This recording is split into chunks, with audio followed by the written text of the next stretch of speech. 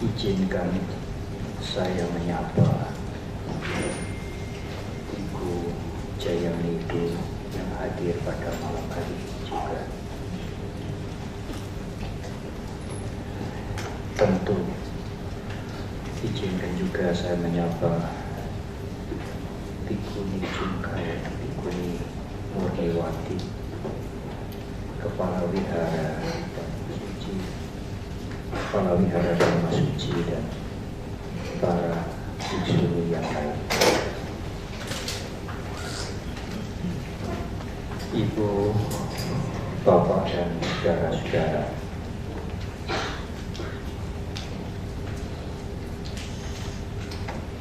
sebagai manusia, kita tidak bisa menghindar untuk membuat keputusan-keputusan, dan bahkan keputusan itu harus dibuat tiap hari, tiap saat. Sejak kita bangun pagi sampai nanti menjelang malam, sebelum kita lelap tertidur, kita harus membuat banyak keputusan.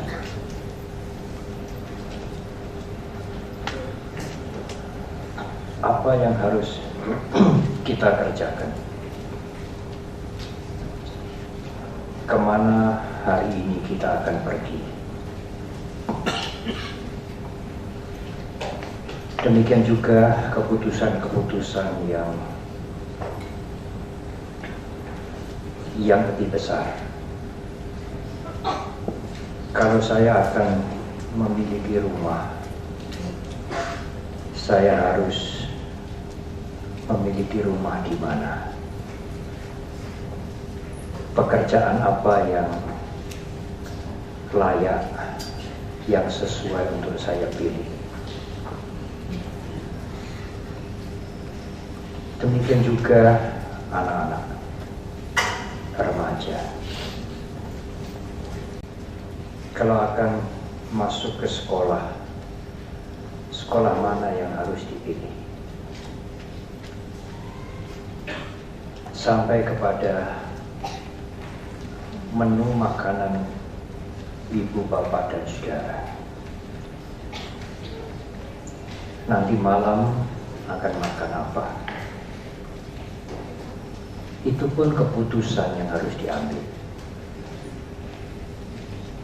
Sore hari ini ibu, bapak, dan saudara hadir di tempat ini juga harus diputuskan sebelumnya. Saya akan ikut hadir pada hari Sabtu sore di Wihara Dharma Suci untuk mendengarkan wejangan Dharma. Itu juga harus diputuskan. Pendeknya, ibu, bapak, dan saudara, kita tidak bisa terhindar dari suasana situasi untuk mengambil keputusan setiap saat, dari yang paling sederhana sampai yang keputusan yang penting, yang prinsipil. Kalau misalnya sekarang saudara juga sudah, kalau diucapkan tentu akan dingin. Kalau sekarang saudara juga sudah mulai ingin ke toilet, saudara juga harus mengambil keputusan. Sekarang ditunda dulu, nanti. Sekarang atau nanti. Ibu, bapak, dan saudara, sekali lagi, pendeknya setiap saat kita harus membuat keputusan. Termasuk di dalamnya tentu rencana, planning. Apa yang kita lihat, apa yang kita dengar, kita harus memberikan tanggapan, respon. Sekarang, apa dasar kita mengambil keputusan itu? Apa acuan kita, rujukan kita untuk membuat keputusan, membuat rencana, memberikan tanggapan, dan lain-lain.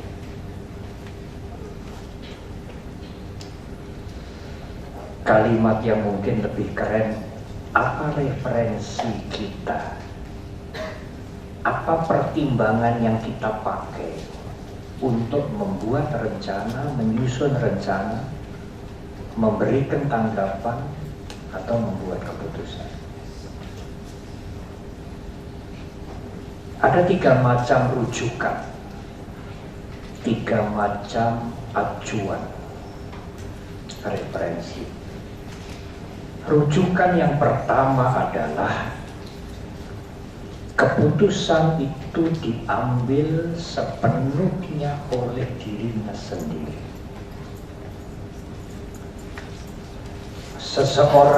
Seseorang itu tidak peduli pada nasihat, pendapat, masukan yang lain. Saya mengambil keputusan atas pertimbangan saya sepenuhnya sendiri. Dalam bahasa Pali dikatakan attadipateya. Dirinya membuat keputusan sendiri. Orang lain memberikan pertimbangan, memberikan masukan, memberikan nasihat, tidak peduli.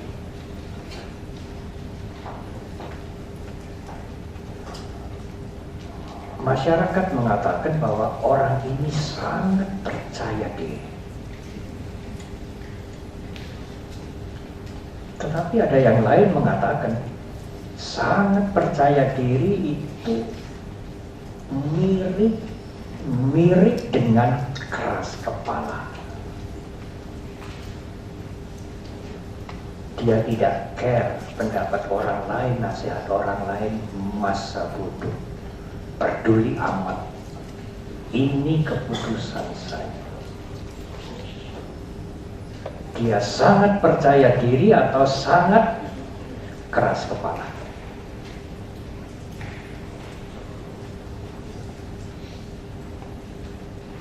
Tipe yang kedua,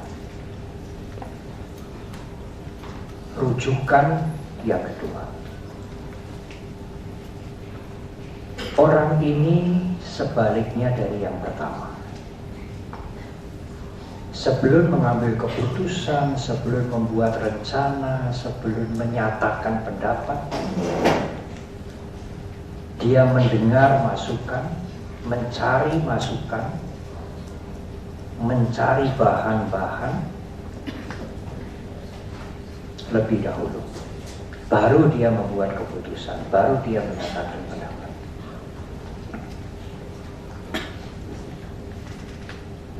Orang ini mudah sekali mendengar, menerima saran, nasihat, dan lain-lain.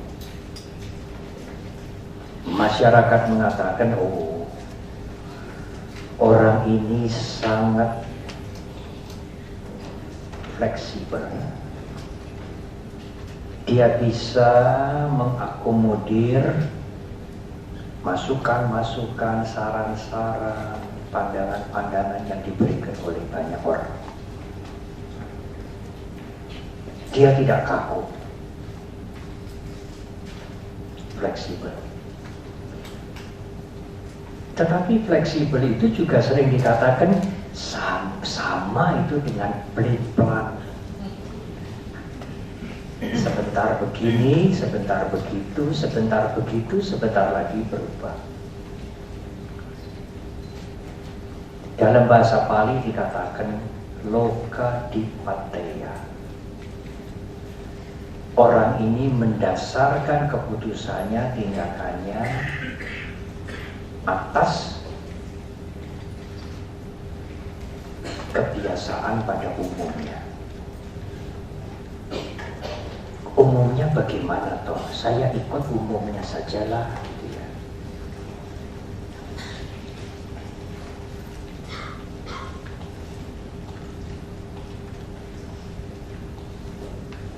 Yang pertama dan yang kedua, tipe pertama dan tipe kedua, orang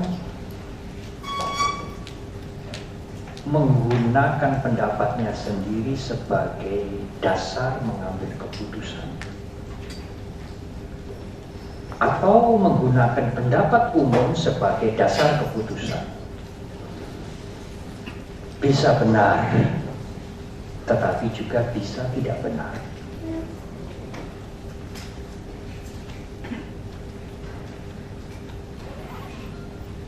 Sering kita berpikir, kalau aku senang ya itu baik, aku mau melakukan. Tetapi kalau aku nggak senang ya itu nggak baik, aku nggak mau melakukan. Belum tentu. Belum tentu yang Anda senangi itu adalah sesuatu yang baik. Dan belum tentu apa yang Anda tidak senang itu perbuatan yang buruk. Banyak hal-hal yang kita senang justru perbuatan itu buruk. Banyak hal yang kita tidak senang tetapi sesungguhnya perbuatan itu baik.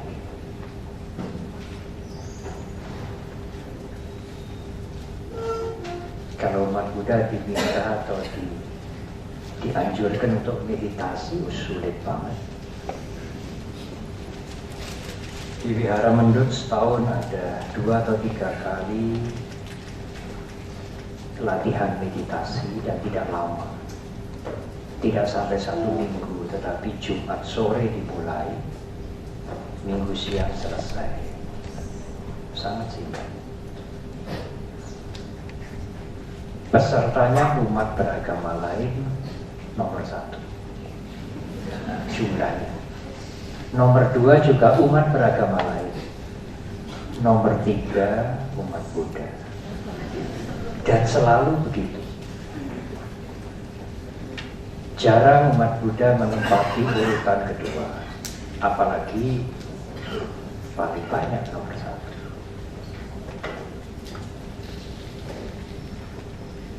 Lalu ada rujukan yang ketiga. Standarnya, acuan rujukan yang ketiga, yang dalam bahasa Pali disebut Dhamma Dipateya, menggunakan Dhamma sebagai rujukan.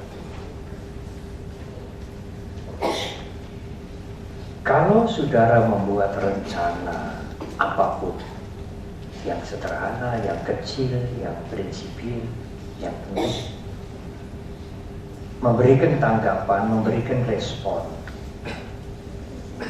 pada kejadian, pada keadaan yang berada di sekitar saudara, membuat keputusan berdasarkan Dhamma, berdasarkan Dharma.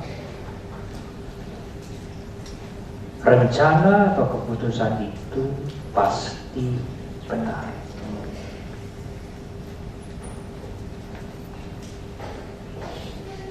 Lalu sekarang yang menjadi pertanyaan adalah, kalau rencana, kalau keputusan itu berdasarkan Dharma, berdasarkan Dhamma, pasti benar.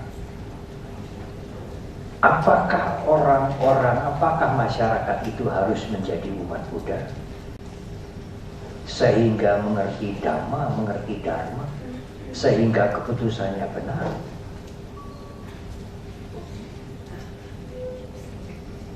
Apakah kalau dia bukan umat Buddha,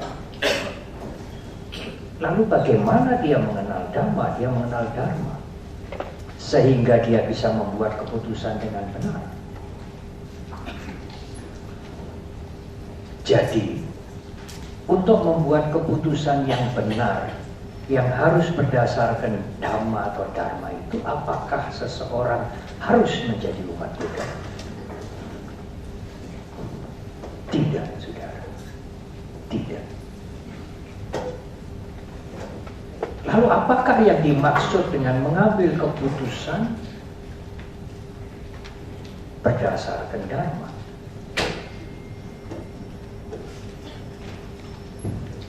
Keputusan yang berdasarkan dharma atau dhamma itu seperti apa? Yang dikatakan keputusan itu pasti benar. Rencana-rencana atau keputusan yang berdasarkan dhamma atau berdasarkan dharma adalah kalau keputusan itu, kalau tindakan itu saudara lakukan tidak merugikan orang lain dan tidak merugikan dirinya sendiri. Kalau rencana itu, kalau keputusan itu dilakukan akan bermanfaat untuk dirinya sendiri dan berguna untuk orang lain, itu adalah keputusan yang berdasarkan dharma.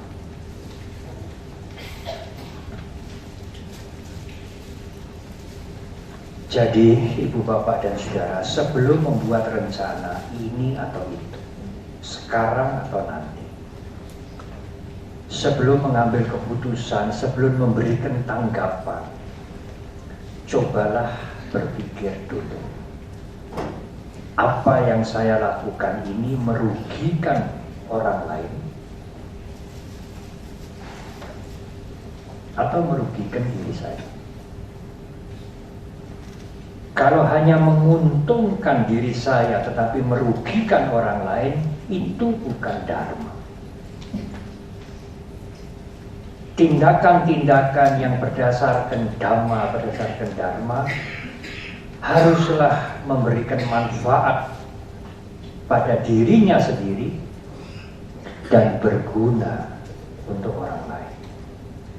Anaknya, keluarganya, masyarakat sekitarnya, dan banyak orang. Kalau salah satu dirugikan, itu tindakan yang bukan berdasarkan dhamma. Tindakan dan keputusan yang berdasarkan dhamma harus bermanfaat untuk dirinya, berguna untuk orang lain. Kalau hanya berguna untuk orang banyak, untuk orang lain, tetapi merugikan dirinya sendiri, juga bukan dhamma, bukan dharma. Sebaliknya, kalau hanya bermanfaat untuk dirinya sendiri, merugikan orang lain, juga bukan dhamma, bukan dharma.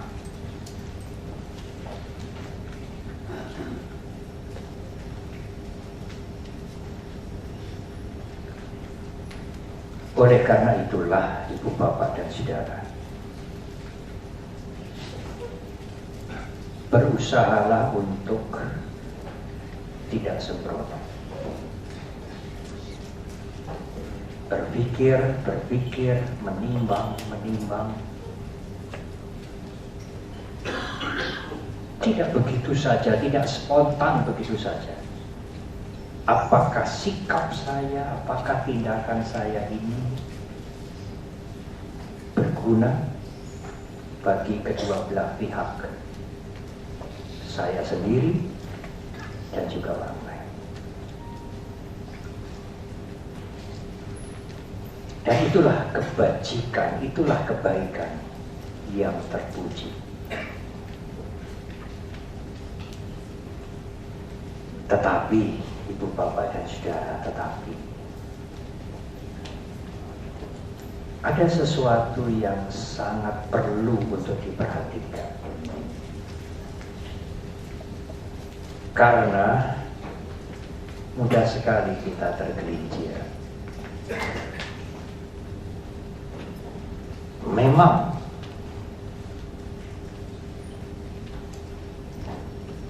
kita berusaha keras untuk melakukan mempunyai perilaku, ucapan, dan tindakan yang baik. Karena kebaikan itu bermanfaat untuk kita dan berguna untuk orang lain.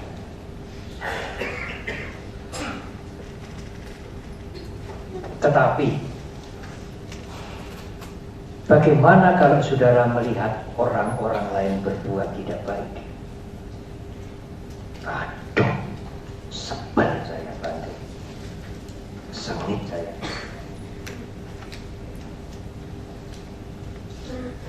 Kita memihak pada kebaikan. Kebaikan yang benar,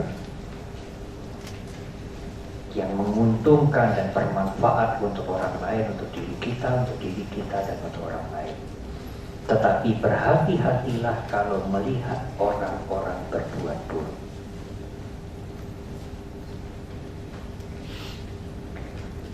Jangan terpancing menjadi marah, menjadi membenci kalau melihat orang lain berbuat buruk.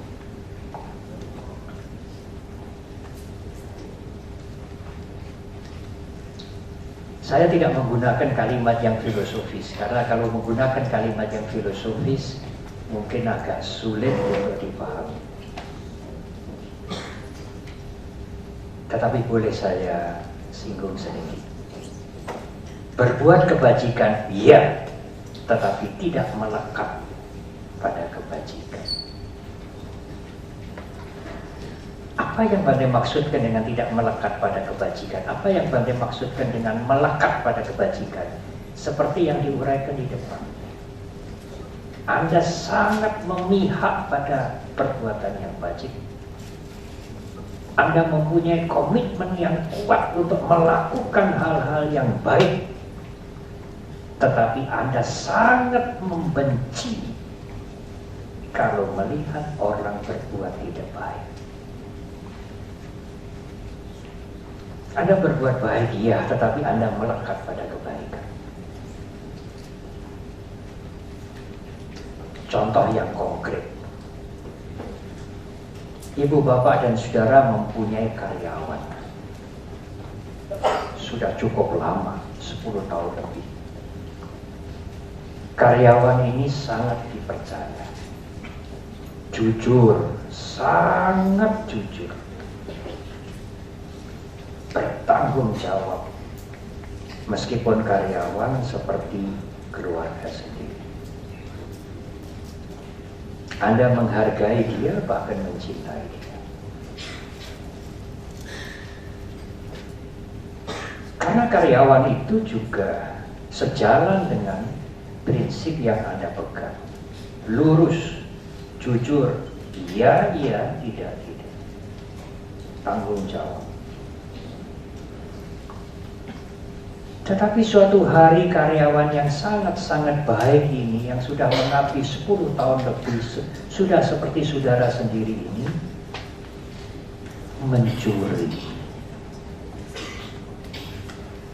Dan saudara mengetahui itu. OTT.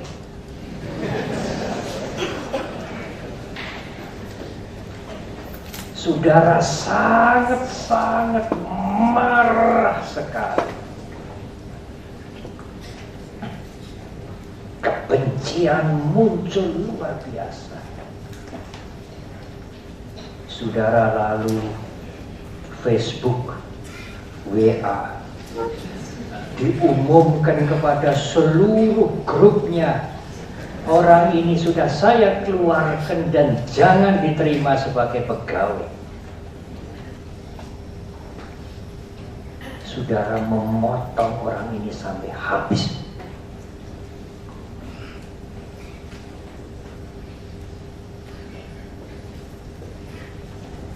Apakah baik sikap seperti itu, Ibu, Bapak, dan Saudara?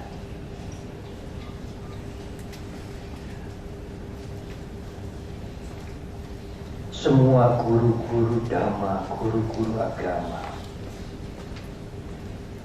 mengajarkan kepada semua orang, dan kewajiban kita semua untuk memperbaiki yang buruk menjadi baik. Kalau yang buruk itu dipotong sampai habis, kapan dia mempunyai kesempatan untuk mengubah dirinya, memperbaiki dirinya menjadi baik? Agama-agama muncul di dunia ini juga mempunyai misi untuk menyadarkan orang, mendidik orang dari yang buruk menjadi baik. Sedangkan dia baru berbuat buruk, mungkin sekali itu dipotong sampai habis. Saya akan memberitahukan ini sampai ke markas Perserikatan Bangsa-Bangsa. Orang ini jangan diterima lagi menjadi karyawan, tidak bisa dipercaya. Saudara potong sampai habis. Iya, saudara menghargai kejujuran, memegang kejujuran, komited pada perilaku yang baik itu, tetapi Anda membenci pada orang-orang yang berbuat tidak baik.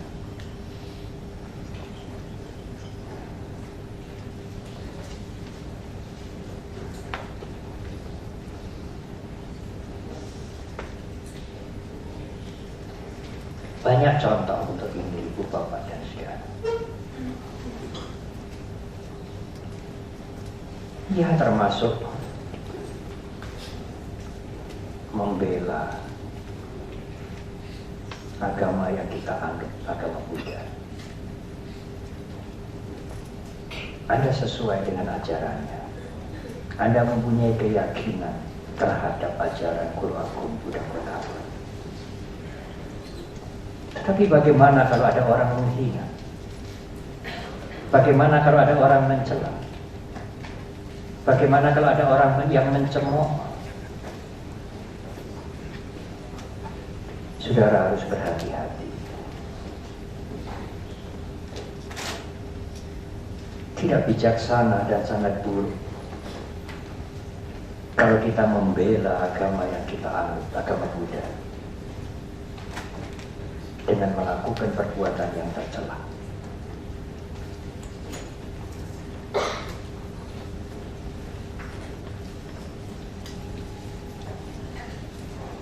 Mencintai Dharma, berpegang pada Dhamma, iya. Berlindung kepada Triratna, benar. Tetapi Guru Agung kita mengatakan, Dharma itu seperti rakit yang tidak hanya dipegang, ditaruh di atas kepala, disanjung-sanjung. Dan kita akan sangat sakit hati kalau ada orang yang mencela rakit kita. Rakit itu hanyalah alat yang harus digunakan untuk menyeberangi sungai penderitaan.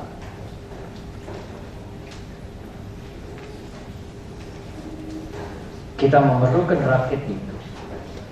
Dan rakit itu harus digunakan menyeberangi sungai penderitaan. Dalam bahasa filosofis, tetapi jangan melekat pada rakit yang kita gunakan.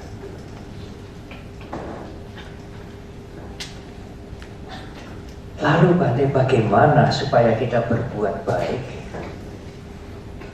dan kita tidak tergelincir, tidak terpancing dengan orang-orang yang berbuat tidak baik, membenci, sangat membenci terhadap orang-orang yang berbuat tidak baik. Guru Agung kita mengajarkan caranya adalah punyailah metta, cinta kasih.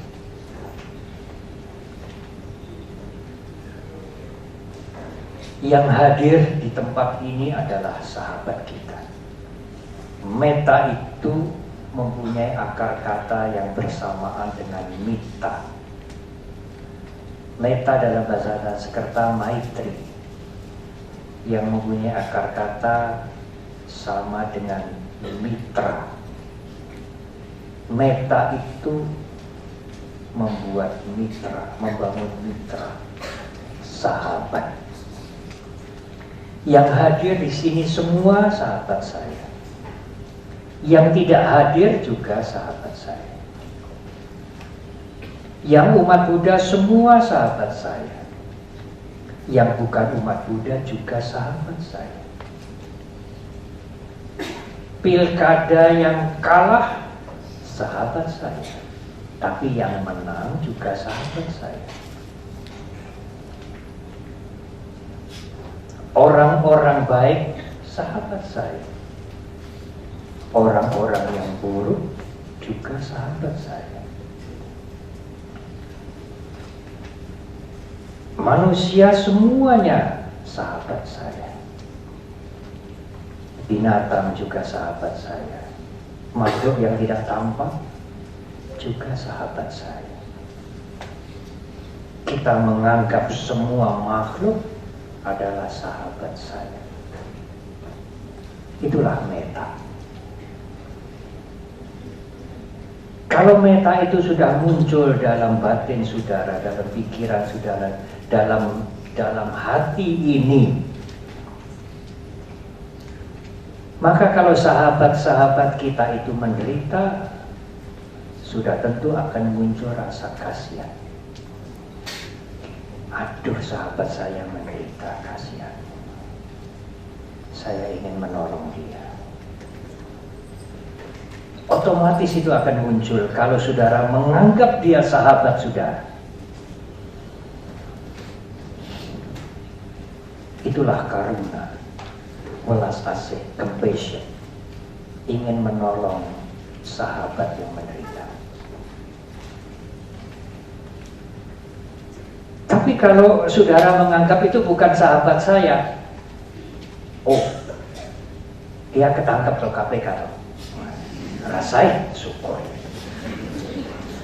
Gak bisa dia lolos lagi, lolos.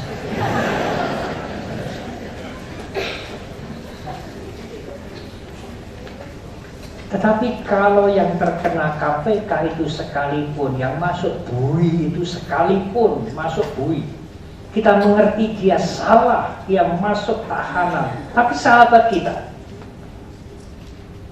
apa sikap saudara? Aduh, kasihan ya, kasihan. Aku sih nggak bisa menolong, aduh kasihan. Anda merasa kasihan. Mengapa? Karena itu sahabat kita, saudara kita.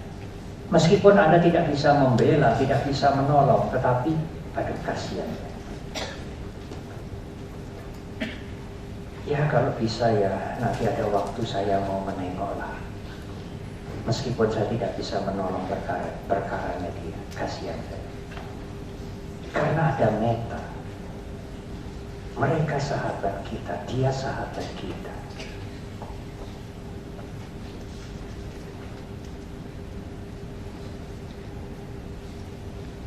Sahabat kita itulah yang menimbulkan karuna, compassion, kasih sayang, welas asih, ingin menolong.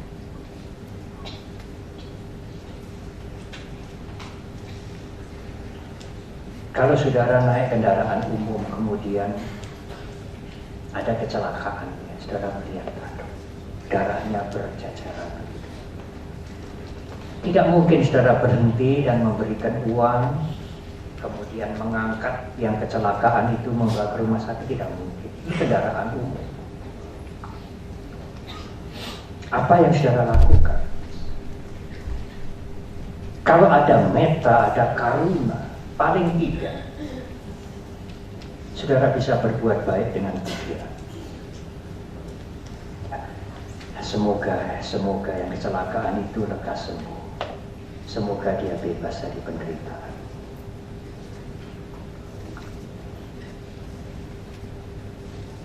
Itu lebih baik.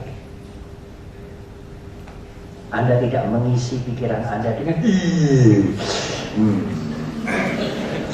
aduh ngeri aku. Mengapa tidak mendoakan dia?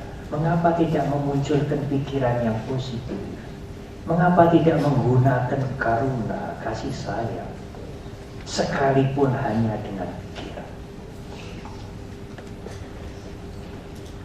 Kalau saudara rajin membaca koran, kemudian siang-siang nonton televisi, semua televisi kalau siang-siang itu kalau tidak salah, saya tidak sering menonton televisi. Ada acara apa kriminal ya, ibu membuang anaknya, anak membunuh ibunya, ketangkep tangan mencuri ini, mencuri itu.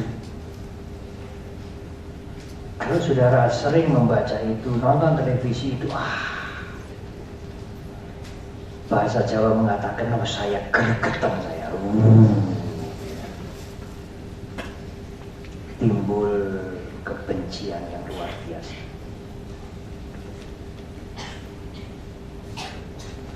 Apakah itu baik untuk pikiran kita itu, Bapak dan Saudara? Kalau saudara menerima SMS, menerima WA, hal-hal yang mengerikan, hal-hal yang mengkhawatirkan, jangan dulu di forward, jangan dulu diteruskan. Sekalipun berita itu benar. Saya pernah menerima berita, ini berita benar, ini bukan hoax, tapi hoax juga.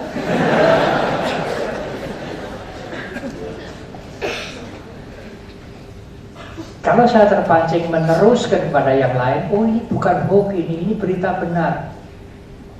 Saya membagikan kekhawatiran, was-was, ketakutan pada orang lain.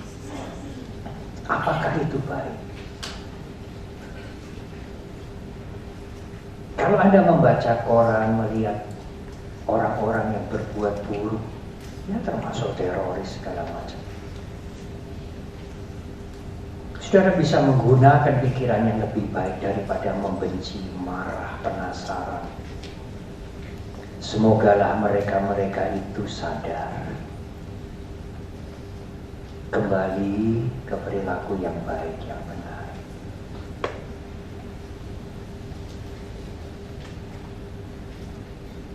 Apakah itu bukan sesuatu yang lebih baik daripada membiarkan pikiran kita terseret pada kebencian, kemarahan, kejengkelan?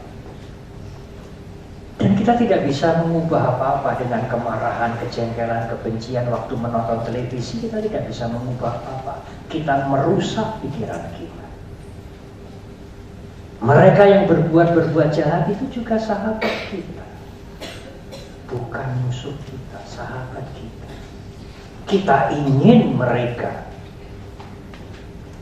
menjadi baik, berubah menjadi baik.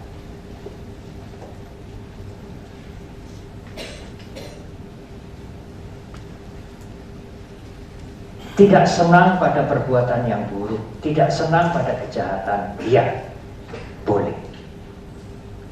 Tetapi jangan tidak senang pada orangnya. Orang itu bisa berubah, Ibu Bapak dan Saudara. Dan kewajiban para rohaniwan, kewajiban para guru, kewajiban kita semua ini ingin mengajak orang-orang yang berperilaku buruk itu untuk berubah. Bukan untuk membenci dan singkirkan sajalah dia, supaya tidak membuat mata ini jadi sepet gitu ya. Mereka adalah sahabat kita juga.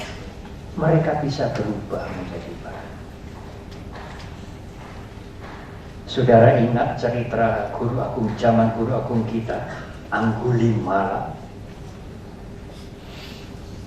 Tidak hanya teroris di zaman sekarang, zaman 2500 tahun lebih yang lalu, zaman guru agung kita, Anggulimala itu membunuh ratusan orang.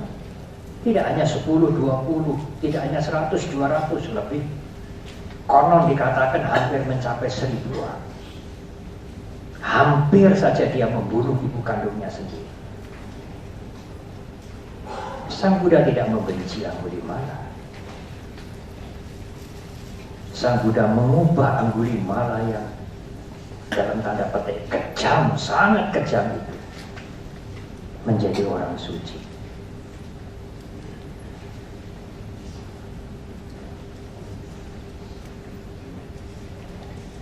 Guru agung kita pernah ditanya, dan pertanyaan ini seperti menjebak. Yang bertanya tentu sudah tahu. Guru Agung Buddha Gautama mengajarkan cinta kasih, mencintai semua makhluk karena kehidupan itu berharga. Membunuh siapapun termasuk binatang adalah perbuatan yang buruk. Lalu pertanyaan adalah, yang bertanya ini kalau tidak salah Yaka, Andre, apa yang harus dibunuh? Atau apa yang boleh dibunuh? Apa yang harus dibunuh? Guru Agung kita Buddha Gautama menjawab, kejahatan. Kejahatan itulah yang harus dibunuh, bukan orangnya.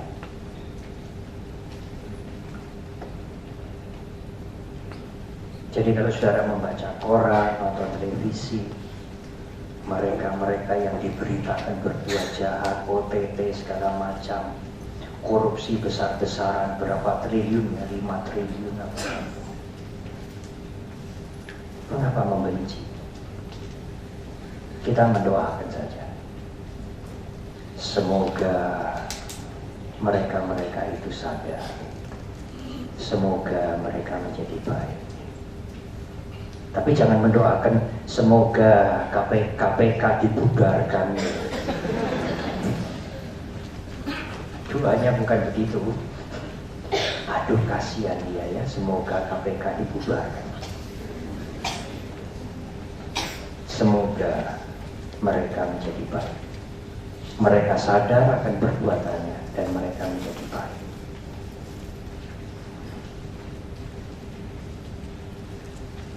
Kalau kita melihat orang-orang sukses, berhasil dalam bidang apapun yang baik, bagaimana melihat teman-teman kita, sahabat kita, saudara kita berhasil? Aduh, mudita, saya ikut bahagia. Saya ikut senang dia berhasil, pangkatnya naik, kedudukannya tinggi, usahanya jadi, dia sukses. Dia sahabat saya, dia saudara kita, saya senang. Mudita.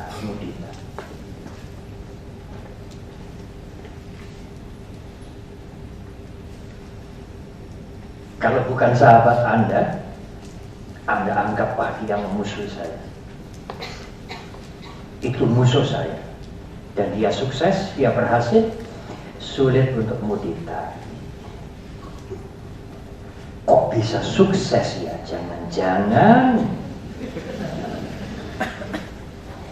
nanti kalau dia sudah kena apes, kena sial, dia akan jadi giliran masuk tahanan.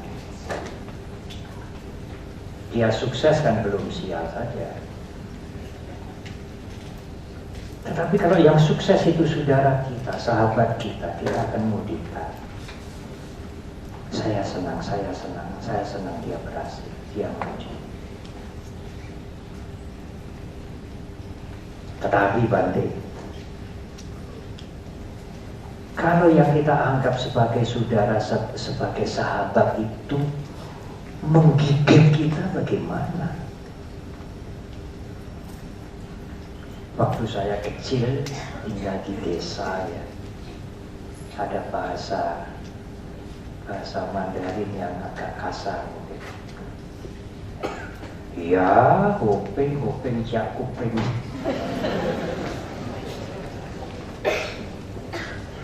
Ya, dia sahabat tapi lama-lama gigit kuping.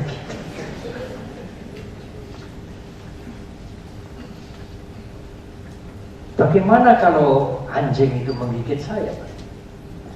Saya juga menganggap binatang-binatang itu perlu dicintai.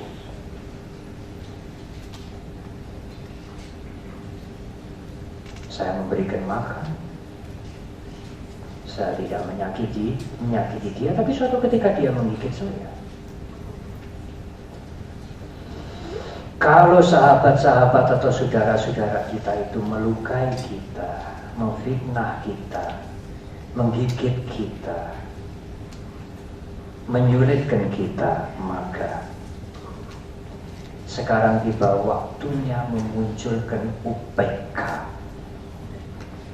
Apa yang saya alami ini akibat karma saya sendiri.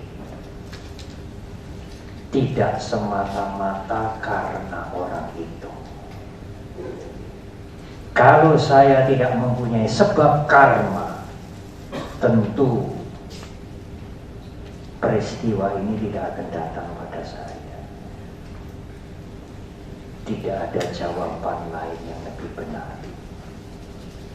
Saya malah kasihan pada dia yang melakukan hal itu pada saya.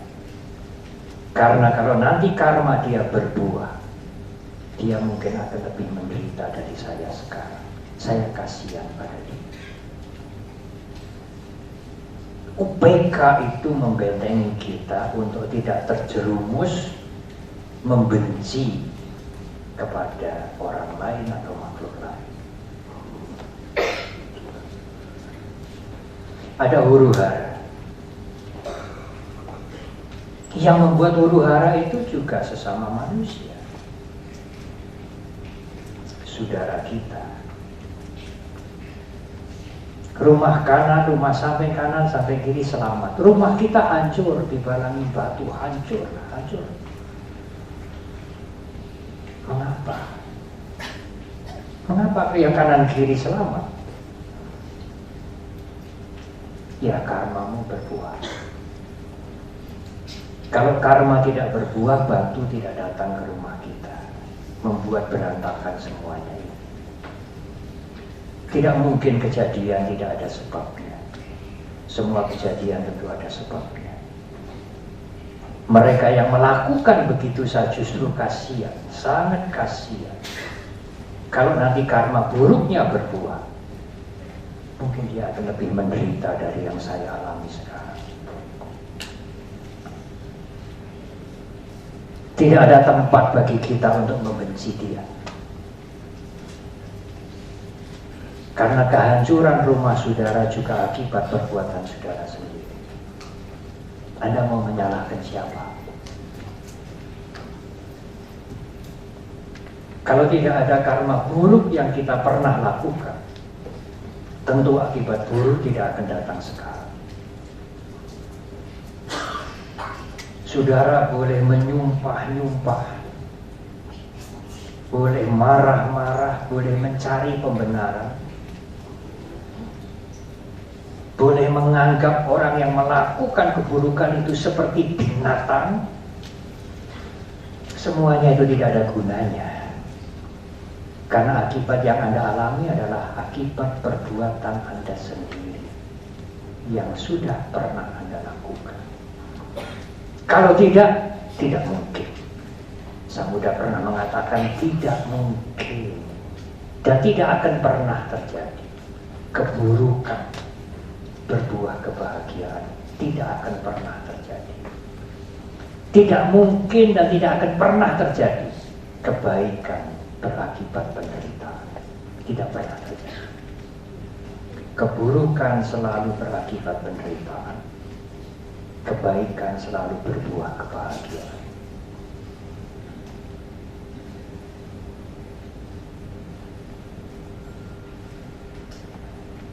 Saya sekarang akan masuk ke bagian terakhir.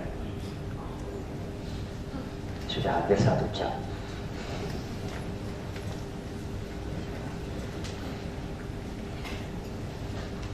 Tetapi sesuai dengan tema malam hari ini, bagaimana kebaikan, kebajikan itu teruji. Guru Agung kita menyampaikan 4 alternatif, 4 kemungkinan. Kalau memang setelah kehidupan ini ada alam lain yang disebut dewa loka atau surga, yang penuh dengan kebahagiaan, dan ada alam lain yang penuh dengan kesengsaraan yang disebut dengan neraka, maka orang yang berbuat baik, guru kita mengatakan, pasti masuk surga. Tidak usah ragu-ragu untuk hal ini.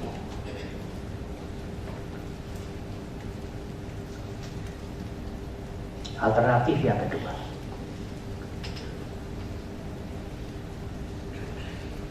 karena ada hukum karma yang tadi sudah disebutkan, tidak mungkin kejahatan akan berbuah kebahagiaan dan tidak akan pernah terjadi. Tidak mungkin kebaikan akan berakibat penderitaan dan tidak akan pernah terjadi sampai kapanpun.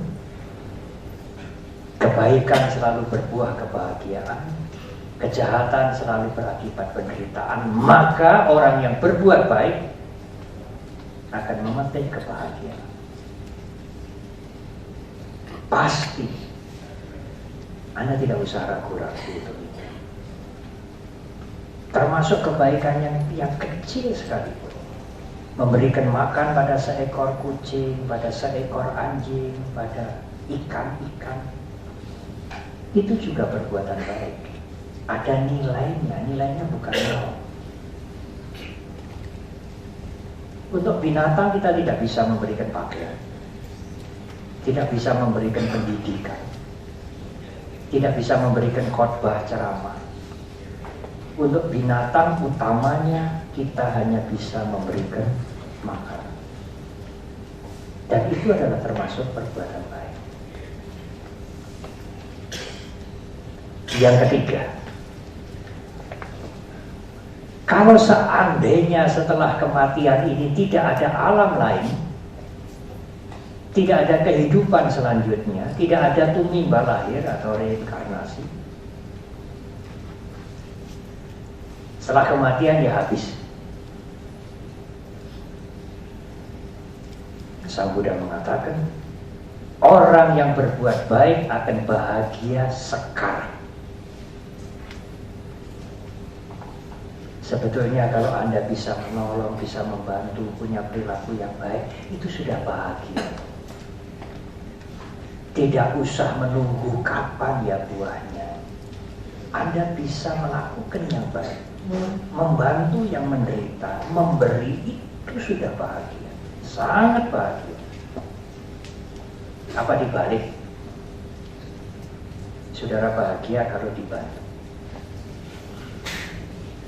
Kalau saudara sakit, kecelakaan, lalu dibantu, oh bahagia bantu.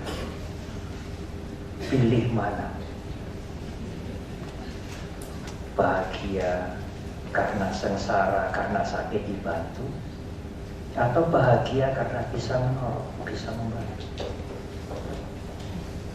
Bisa memberi, bisa menolong dengan kebahagiaan yang luar biasa. Lebih dari kita menerima sesuatu. Jadi tidak usah pusing. Seandainya setelah kematian ini tidak ada reinkarnasi, tidak ada surga dan sebagainya, tidak ada alam lain, orang yang berbuat baik akan bahagia sekarang. Yang keempat,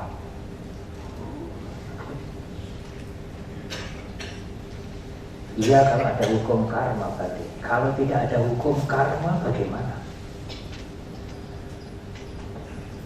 Perbuatan tidak ada akibatnya. Ada orang-orang yang mengatakan, "Alah, orang percaya hukum karma, orang no hukum karma." Tidak ada hukum karma itu. Semua itu ditentukan dari atas sana. Bukan hukum sebab akibat, bukan. Hukum karma itu tidak ada. Perbuatan baik tidak berakibat, perbuatan buruk juga tidak berakibat. Aku tidak percaya hukum karma.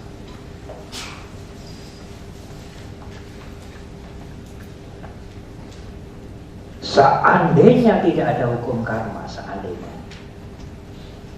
Guru Agung kita mengatakan orang yang berbuat baik tidak akan menyesal dalam hidupnya.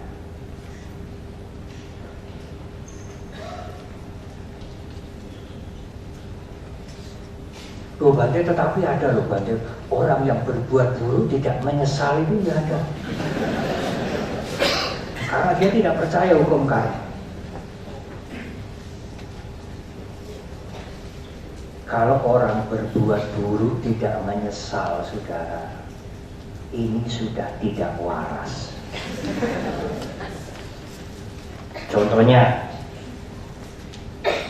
tidak pakai pakaian, telanjang, jualan di mana-mana, masuk rumah orang, tidak malu, tidak menyesal. Oh.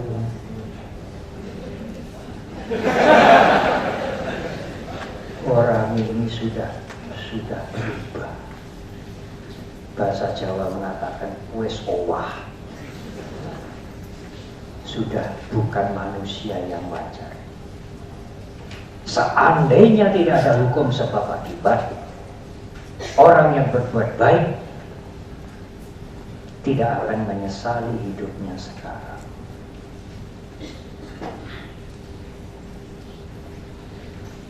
Ibu, bapak, dan saudara, alternatif yang pertama dan yang kedua, kalau ada kehidupan yang akan datang, kalau ada surga, kalau ada tumimbang akhir, kalau ada surga dan neraka, orang yang berbuat baik pasti akan masuk surga, akan dilahirkan di alam yang lebih baik. Dan karena ada hukum karma, orang yang berbuat baik akan memetik akibatnya. Dalam sains, ilmu pengetahuan, yang pertama dan kedua itu disebut metafisika. Mengapa? Karena tidak bisa dibuktikan. Itu hanya keyakinan. Setelah meninggal, orang yang berbuat baik akan berada di alam yang bahagia. Ilmu pengetahuan tidak bisa membuktikan. Kalau Anda berbuat baik, Anda akan memetik kebahagiaan. Kemudian, di mana, kapan, ilmu pengetahuan tidak bisa membuktikan. Karena itu digolongkan metafisika. Tetapi yang ketiga, alternatif yang ketiga, Guru Agung kita berbicara sosiologi. Kalau Anda berbuat baik sekarang, seandainya tidak ada kehidupan yang akan datang, Anda akan bahagia sekarang. Orang yang berbuat baik itu akan dicintai oleh yang lain. Punya sahabat-sahabat banyak. Dihargai. Dadang pio hoti dalam bahasa Pali. Orang-orang yang memberi itu akan dicintai. Saudara bisa buktikan sendiri. Kalau saudara suka memberi, nanti akan dicintai. Dia mempunyai lingkungan sosial yang menyenangkan. Karena dia tidak mengganggu yang lain. Dia suka menolong, dia ringan tangan, dia murah hati. Secara sosiologis, orang yang baik akan berada pada lingkungan yang menyenangkan. Orang yang baik, berbuat baik, akan bahagia sekarang. Itu Sang Buddha berbicara sosiologi. Yang terakhir, seandainya tidak ada hukum karma, perbuatan tidak berakibat. Yang buruk, yang baik tidak berakibat. Orang yang berbuat baik akan merasa bahagia saat itu. Dia tidak menyesali hidupnya. Sang Buddha berbicara psikologi.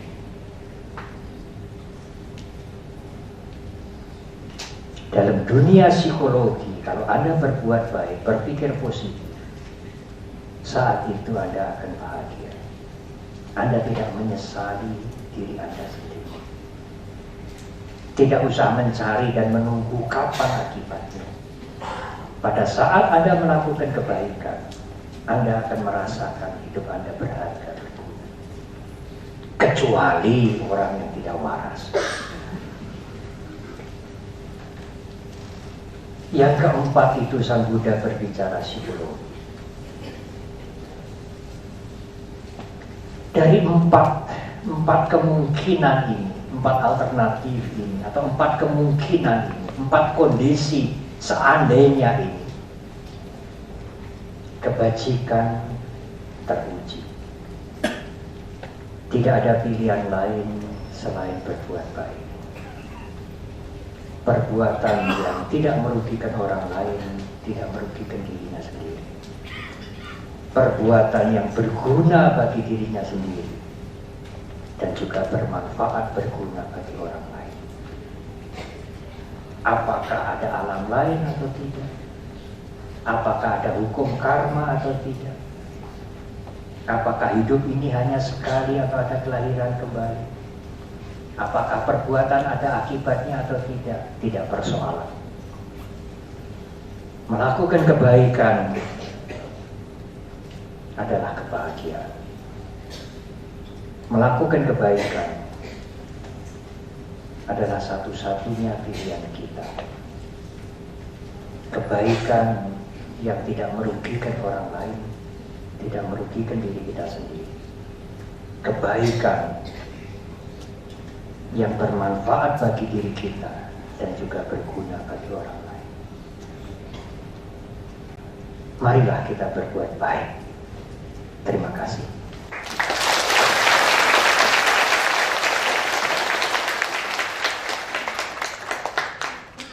Langsung aja, selamat malam Bante.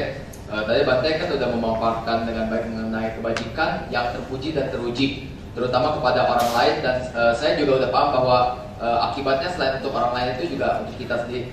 Tapi masih ganjil satu pertanyaan di dalam diri saya. Ada nggak di dalam agama Buddha itu kebajikan yang dilakukan kepada diri kita sendiri gitu? Dan kalau ada, bagaimana wujudnya yang bisa kita lakukan dalam kehidupan sehari-hari? Terima kasih Bante. Namanya siapa? Nama saya Kevin. Kevin apa nih? Baik. Orang menganggap apa yang menguntungkan bagi dirinya adalah baik. Jadi kalau seorang karyawan, seorang pegawai, dia bekerja di perusahaan yang begitu besar, karyawannya begitu banyak, yang diurus juga begitu banyak, kemudian dia mengambil pulang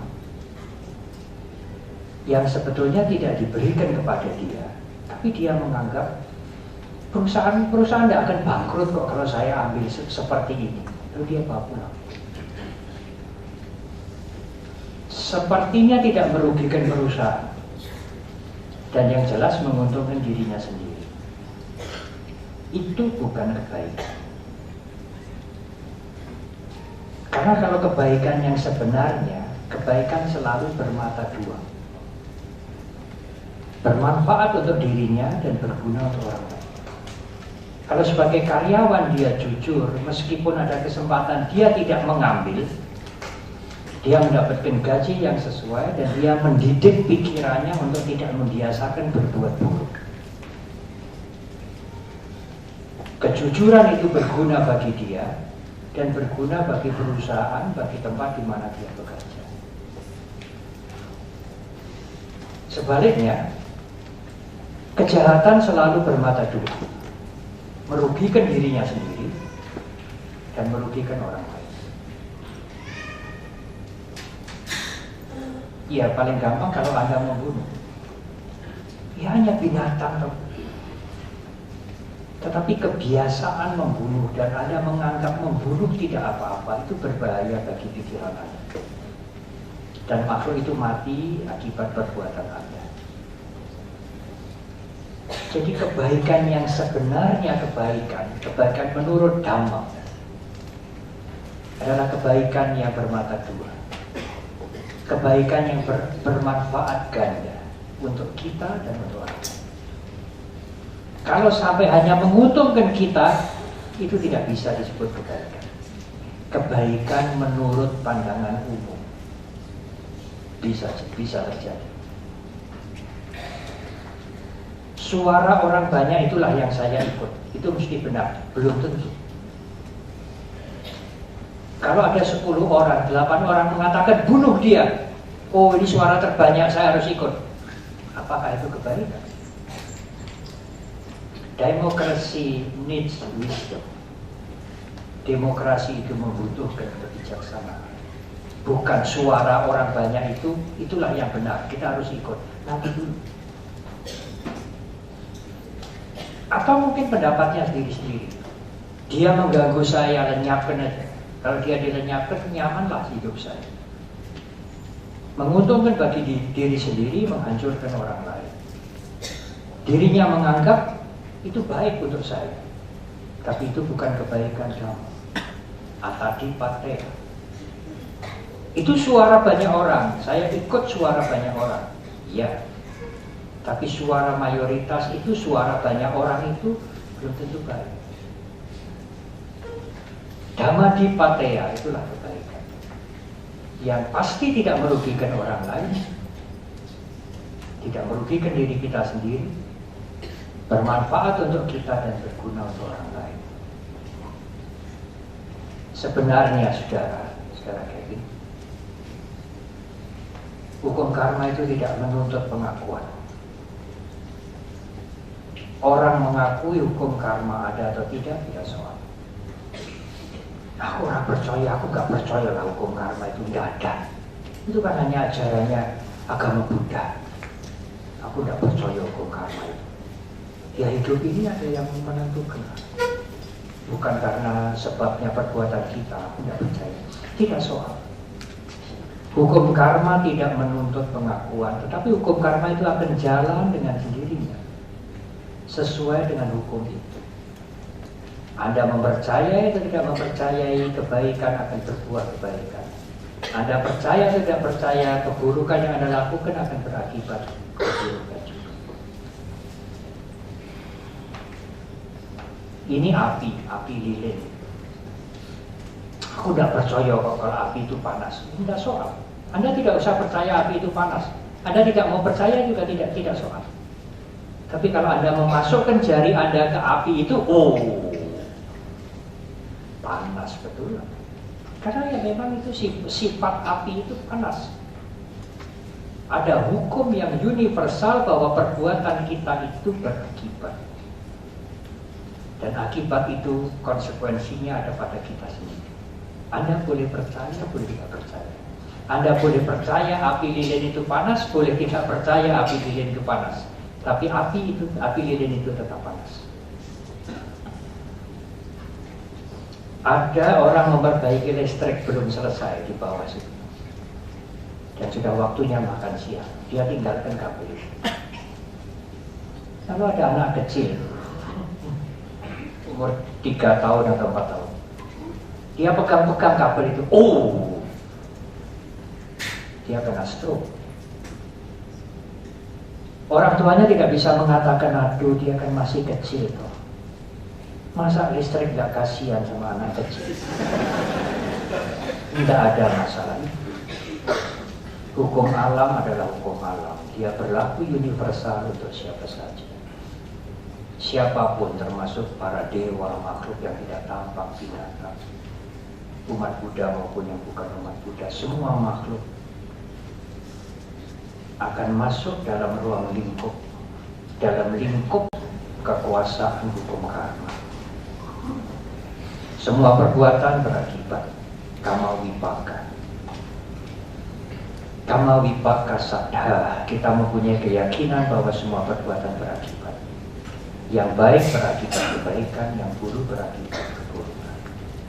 Tidak pernah terjadi dan tidak akan mungkin terjadi nanti bahwa kebaikan berakibat penderitaan. Tidak. Tidak pernah terjadi sebelumnya dan tidak akan mungkin terjadi kemudian bahwa keburukan berbuah kebahagiaan. Kebaikan berakibat penderitaan. Tidak. Kebaikan selalu berakibat berbuah kebaikan. Keburukan selalu berakibat keburukan. Baik, pertanyaan selanjutnya. Tepuk tangan sekali lagi buat Bang. Thank you banget. sudah membuka cakrawala dan wawasan pandangan baru kita juga Bante ya. Dan sekali lagi saya ingatkan tadi Bante sudah menekan, tolong pertanyaan langsung padat, efisien, efektif, jangan terlalu panjang, nanti kena OTT operasi tanyanya terlalu panjang ya. Baik, silakan tolong bagian Oke. Ya Bante bercanda jangan. Silakan bagian sebelah sini. Ada yang mau ambil kesempatan? Ya silakan. Silakan. Berdiri saja supaya kelihatan dia. Oke, silakan tolong dibantu. Bante, Namo Buddhaya. Begini Bante, sekarang kan zamannya sosial media.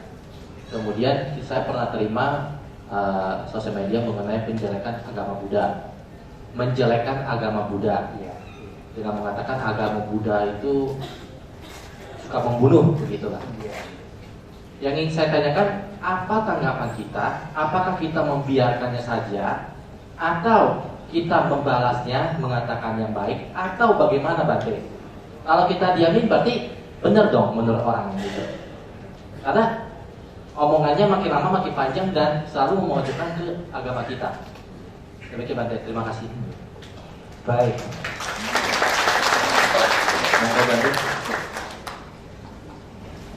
Sekarang ini ada orang yang mencari mata pencaharian, mendapat keuntungan dengan berjualan omongan-omongan yang jelek-jelek. Laku sekali, laku keras itu. Dan kita yang membaca, kita yang ikut membaca jualannya itu kadang-kadang lalu melipat gandakan, menyebarkan kepada yang lain. Jualannya tambah laku keras, dan dia jualannya tambah laris. Nah itu termasuk bermanfaat untuk diri sendiri, merugikan banyak orang. Dia merasa baik, ya apa itu, feel good but not to do good. Merasa baik tetapi tidak melakukan yang baik karena merugikan. Bagaimana menanggapi itu? Saya nasihatkan berhati-hatilah. Kalau memang tidak perlu sekali, seringkali kita mendiamkan, itu menyelesaikan juga. Karena kalau jawaban kita, tanggapan kita tidak tepat, tidak hati-hati, maka jawaban itu juga akan membuat laris jualan. Dia akan menanggapi kembali menjadi viral, menjadi berantai. Dan kalau ibu, bapak, dan saudara ingin menjadikan latihan itu, membaca medsos, membaca berita yang buruk-buruk, melihat televisi, mendengar siaran berita yang buruk-buruk, apa Bante yang pertama kali kita lakukan? Sebetulnya yang paling baik adalah melihat ke dalam diri kita. Apa reaksi kita? Senang, tidak senang, kecewa, marah, gembira, dan sebagainya. Melihat reaksi kita ke dalam, itulah sesungguhnya bagian dari meditasi. Baru kemudian kita memberikan reaksi yang baik keluar. Tetapi marilah kita melihat ke dalam dulu. Karena dengan melihat ke dalam, maka kemarahan, kotoran batin, kejengkelan, kebencian itu akan redam. Baru kita memberikan reaksi. Jadi kalau saudara ingin memberikan reaksi dengan ungkapan bahwa agama Buddha itu mengajarkan pembunuhan, yang pertama, lihat ke dalam. Apa yang timbul pada perasaan saudara? Tidak senang. Apa yang timbul pada pikiran saudara? Marah. Sadari itu dulu. Supaya Anda tidak menjawab dengan ketidaksenangan. Supaya Anda tidak menjawab dengan kemarahan. Karena dengan menyadari ke dalam, menyadari apa yang timbul ke dalam, maka yang keluar tidak akan dikotori oleh kotoran batin. Anda akan menjawab dengan lebih tenang, dengan lebih baik, dengan lebih bijak. Satu contoh yang sering saya berikan, yang sering saya ungkapkan pada beberapa kali ceramah, mungkin pernah di forum warga Wihara Dharma Suci juga. Kalau saudara mempunyai karyawan yang sudah lama membersihkan ruangan, suatu ketika menabrak satu pot antik yang cukup besar dan cukup mahal, mungkin puluhan juta, mungkin lebih dari itu, karena usianya sudah tua, terang pecah. Karyawan yang lain laporan kepada Anda, atau anak Anda laporan kepada Anda, Pak Pi, pot antik kita dipecahkan oleh si Hasan. Apa yang timbul? Apa yang timbul dalam diri Anda? Marah. Kalau ungkapan Jawa lebih menarik. Berebet gitu ya. Promong gitu. Itu lihat dulu. Apakah dibiarkan, Bante?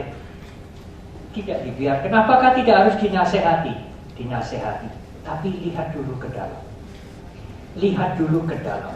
Seluruh ajaran Guru Agung kita meminta kita untuk lihat ke dalam dulu.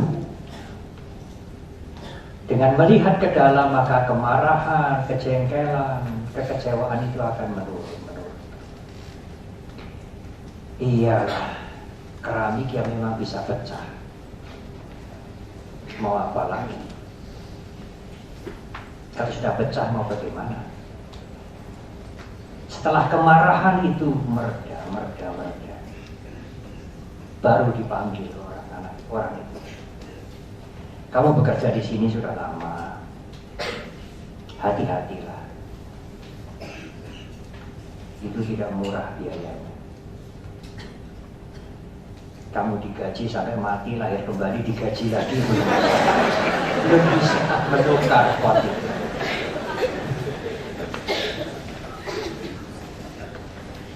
Tapi berbeda kalau itu diucapkan dengan bercanda dan diucapkan dengan kebencian.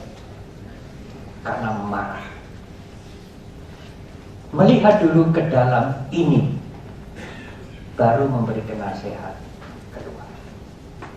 Kalau Anda tidak melihat ke dalam ini, maka yang keluar adalah kemarahan. Kemarahan, kebencian yang luar biasa. Sekarang tinggalkan tempat ini. Saya akan umumkan kamu sampai ke Perserikatan Bangsa. Dosamu tidak bisa diampuni lagi sampai lahir berkali-kali.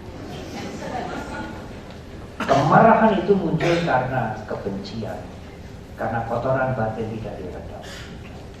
Lihat dulu ke dalam, baru kemudian kita memberikan tanggapan keluar. Maka tanggapan kita akan berbeda. Jawaban kita akan berbeda. Tulisan yang kita tulis kembali untuk menanggapi tulisan di medsos itu akan berbeda. Bila perlu merenung dulu ke dalam, melihat beberapa saat ke dalam, gejolak apa yang muncul pada perasaan kita, pada pikiran kita. Gunakan kebijaksanaan, gunakan pengetahuan zaman, baru kemudian jawaban Anda akan menjadi jawaban yang bijaksana. Terima kasih.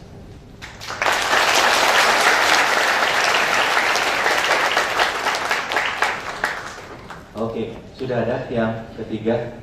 Silakan. Namo Buddhaya, Bante yang kami muliakan. Nama saya Piandi, Bante. Oh, Pak Piandi ada di situ? Ada, Bante. Oh, ini pemimpin besar ini. Bante, yang ingin saya tanyakan Bante, yang berhubungan dengan kebajikan tadi, terutama soal berdana. Bagaimanakah nilai sebuah dana itu? Seandainya kami biasa keluarga kan melakukan demikian Bante. Ada grup WA keluarga. Biasa sebelum berdana kita udah WA ke grup, kasih tahu bahwa papa mama mau dana ini. Sedangkan kita kan tidak berada di satu tempat atau satu negara kadang-kadang. Yang melakukan tentunya Menteri Keuangan, ya istri saya Bante. Ya. Kalau di sini banyak Menteri Keuangan. Biasa sesudah sama-sama membaca Wandana ya dari daerah berbeda atau negara berbeda, dana dilakukan. Yang ini saya tanyakan Bante, nilainya dana itu untuk kebajikan kita itu sesudah kita tahu 3 kondisi saat mau berdana, saat sedang berdana dan sesudah berdana itu kita penuhi, bagaimana nilainya? Begitu Bante. Apakah nanti Menteri Keuangan surganya lebih tinggi dari kita yang nggak melaksanakan Bante? Terima kasih Bante.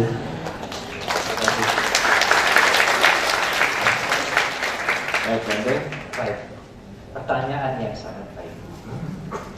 Apalagi kurang lebih seminggu kemudian kan wihara-wihara akan merayakan Katina 1 bulan. Saya akan menjawab dengan singkat saja. Bagaimana dana yang baik menurut pandangan Dhamma? Dhamma memberikan manfaat bertingkat-tingkat, dari yang paling rendah, menengah, dan paling tinggi. Kalau saudara berdana dengan tujuan untuk mendapatkan manfaat yang paling rendah, apapun yang saudara berikan, ya saudara akan mendapatkan yang rendah itu saja. Tetapi kalau saudara berdana dengan tujuan mendapatkan manfaat yang tengah, saudara akan mendapatkan 2, yang tengah dan yang rendah. Kalau saudara mendapatkan berdana dengan bertujuan untuk manfaat yang paling tinggi, yang ketiga, Anda akan mendapatkan 3 manfaat. Yang paling tinggi, yang menengah, dan yang rendah. Apa itu? Sering dijelaskan bahwa dengan melakukan kebajikan, antara lain memberi kepada mereka yang membutuhkan, kepada orang tua, kepada mereka yang menderita, kepada cetia, kepada wihara, kepada sangga,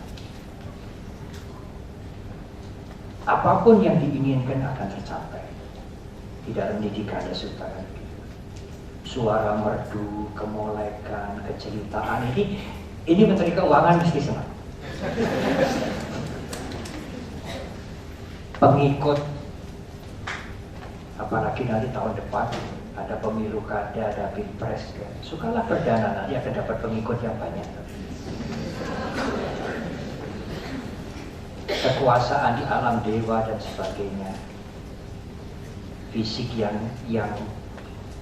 bagus, sehat, benar sekali. Itu adalah akibat dari kebaikan kita karena hukum karma. Tetapi sekarang yang menjadi persoalan, dengan berdana kita mendapatkan suara merdu, kemolekan, kecantikan, hidup sejahtera, sehat, kekuasaan, kebahagiaan di alam dewa.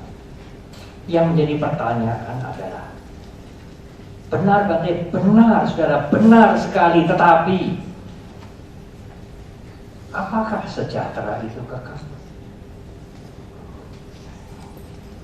Apakah suara merdu itu untuk selamanya?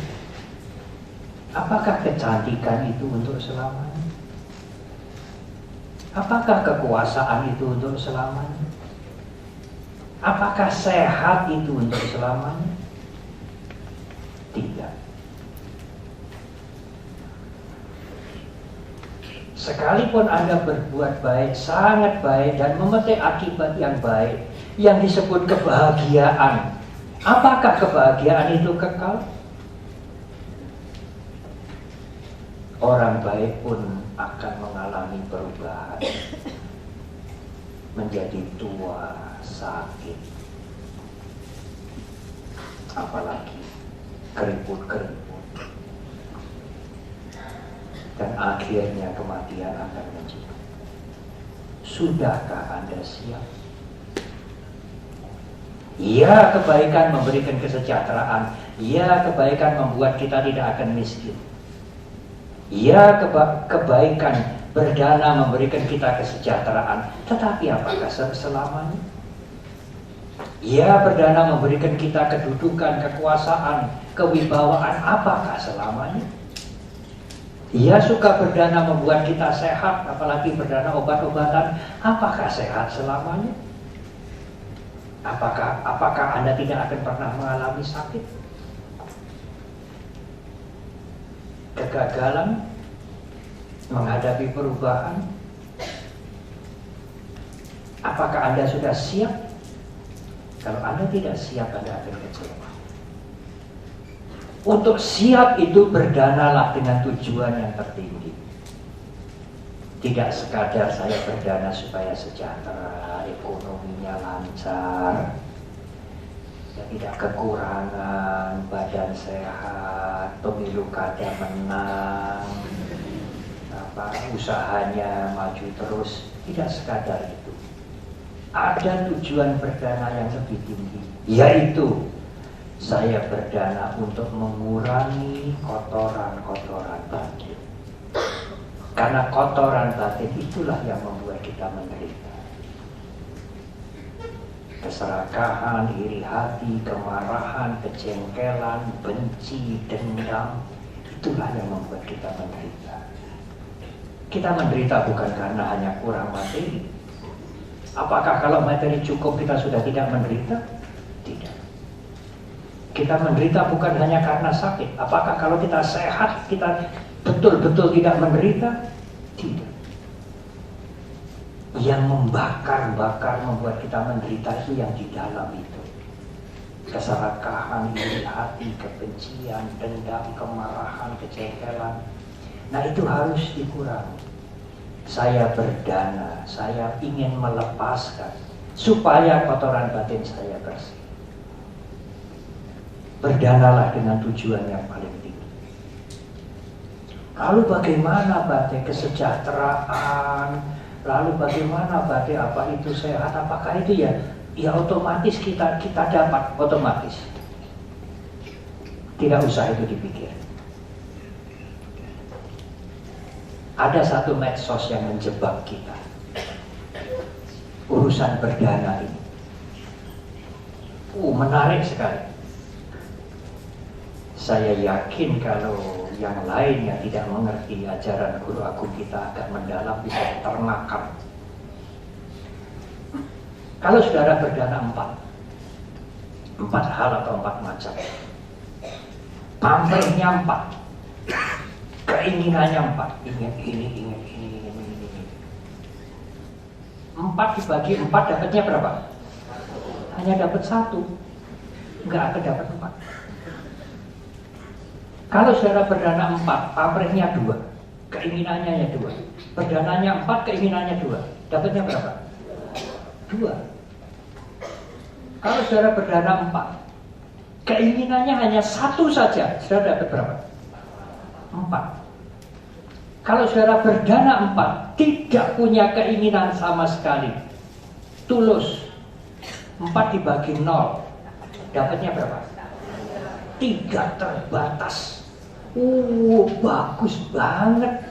Mulai sekarang saya akan berdana tanpa pamrih supaya saya dapat pahala tidak terbatas.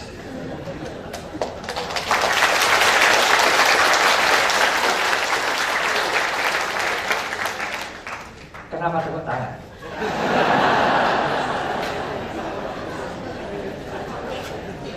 Bagus tidak itu?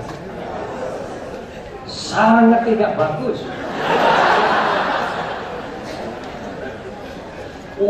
Kalau begitu mulai sekarang saya akan berdana dengan tanpa pamrih supaya saya mendapatkan pahala yang tidak terbatas.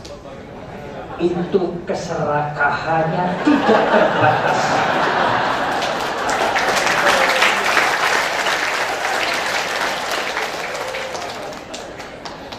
Kalau tidak hati-hati, kalau tidak biasa belajar dhamma, akan kemakan dengan rumus itu.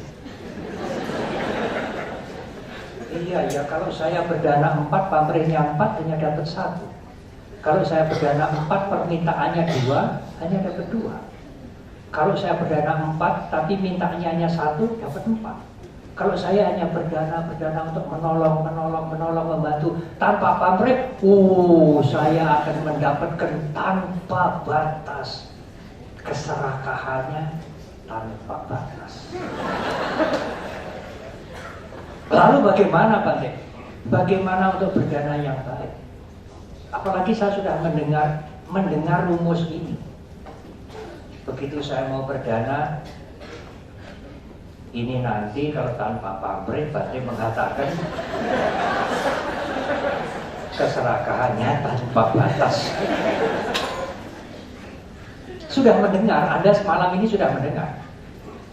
Kalau keinginan saya hanya 1, supaya anak saya mendapatkan jodoh misalnya, ataukah supaya izin perusahaan saya keluar, saya hanya dapat 4. Kalau keinginan saya 2, saya dapat 2. Kalau tidak ada keinginan, hanya menolong, saya dapat banyak tanpa batas. Lalu bagaimana yang benar? Berdanalah dengan kesadaran. Jadi apapun pamrih yang muncul dalam pikiran disadari, diketahui dengan sati, dengan awareness. Kalau kesadaran muncul, maka kebaikan itu menjadi murni. Yang ada hanya tujuan. Saya berdana untuk membersihkan batin, supaya batin saya mulai bersih dari kotoran batin. Full stop. Tidak ada embel-embel yang lain. Tapi yang lain-lain kan otomatis didapat toh Bante. Lah, muncul lagi. Itu habit, kebiasaan pikiran kita.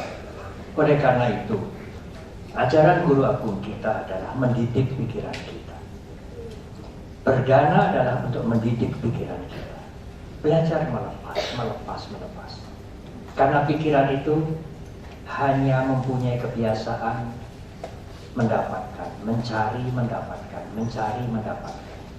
Kalau aku menerima, aku senang. Kalau aku melepas, aku kecewa. Sehingga kalau dia melepas, dia pun juga akan berpikir, aku nanti dapat apa ya? Kalau aku melepas ini, aku nanti dapat apa ya? Itulah habit, kebiasaan pikiran kita. Tidak pernah pikiran kita mendapatkan pendidikan, mendapatkan latihan untuk melepas.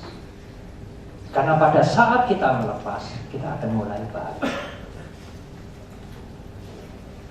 Saya memberikan sedikit ilustrasi betapa perlunya memberikan pendidikan pada pikiran kita. Di beberapa tempat, dalam upacara, dalam rapat biasanya, seperti tadi mendahului dengan membaca sutra, di beberapa tempat mendahului dengan menghormat kepada Buddha, Dharma, dan Sangha, meskipun hanya gambar atau patung. Yang menjadi pertanyaan adalah, kalau kita menghormat kepada patung, kepada gambar, yang patung itu dibuat oleh manusia sendiri, gambar itu mungkin kita yang mencetak sendiri dengan cara masing-masing.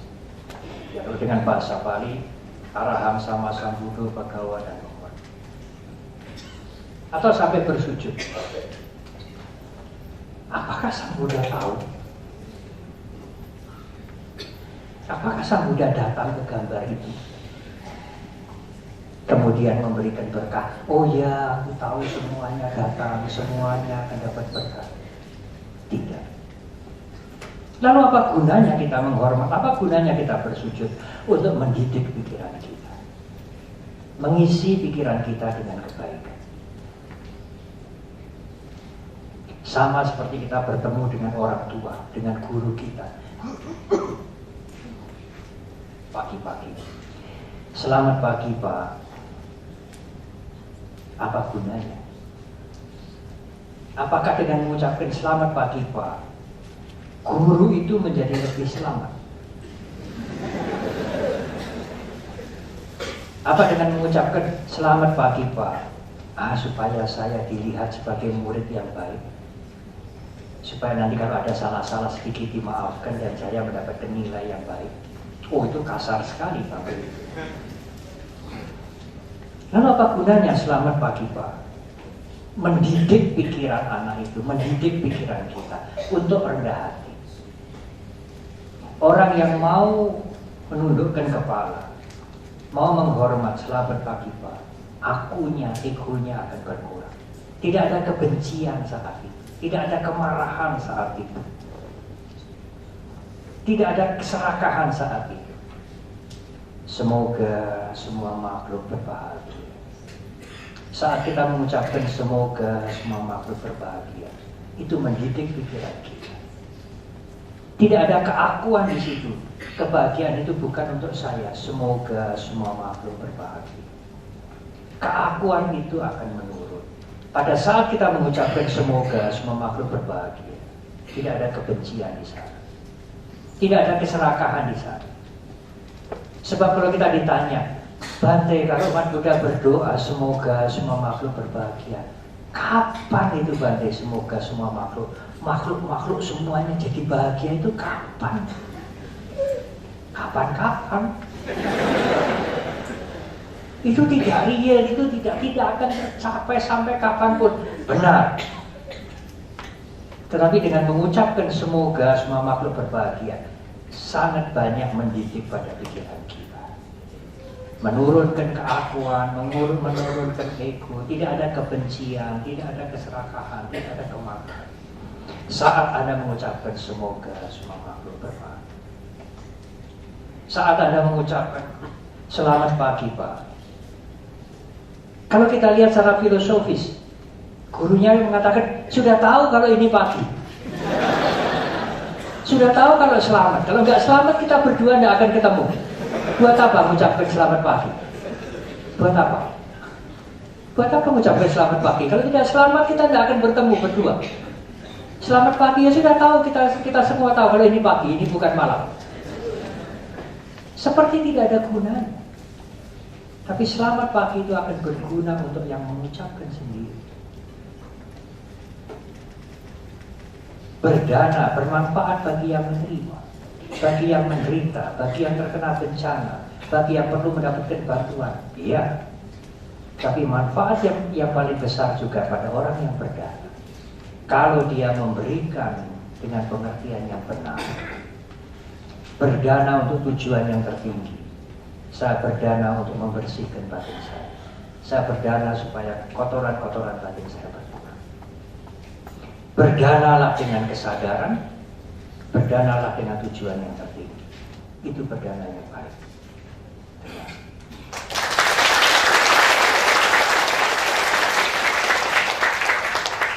Ya, sebagaimana janji kita tadi bahwa 3 pertanyaan lisan dan 1 pertanyaan tulisan. Dan hari ini luar biasa sekali, ternyata yang hadir bukan hanya KPK dan PBB, tapi juga ada Menteri Keuangan juga ya. Banyak.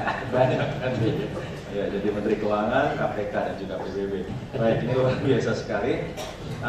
Untuk pertanyaan tulisan Bante, mungkin yang tidak sempat terjawab, iya, nanti diberikan kepada saya. Oh iya, ya bisa jadi itu yang tertulis maksudnya. Iya, yang tertulis boleh dikumpulkan ya, nanti bisa menjadi ide untuk tema yang lain. Boleh Bante. Tapi mungkin ini sesuai dengan kita tadi itu mungkin cukup 1 dulu ya Bante. Ya.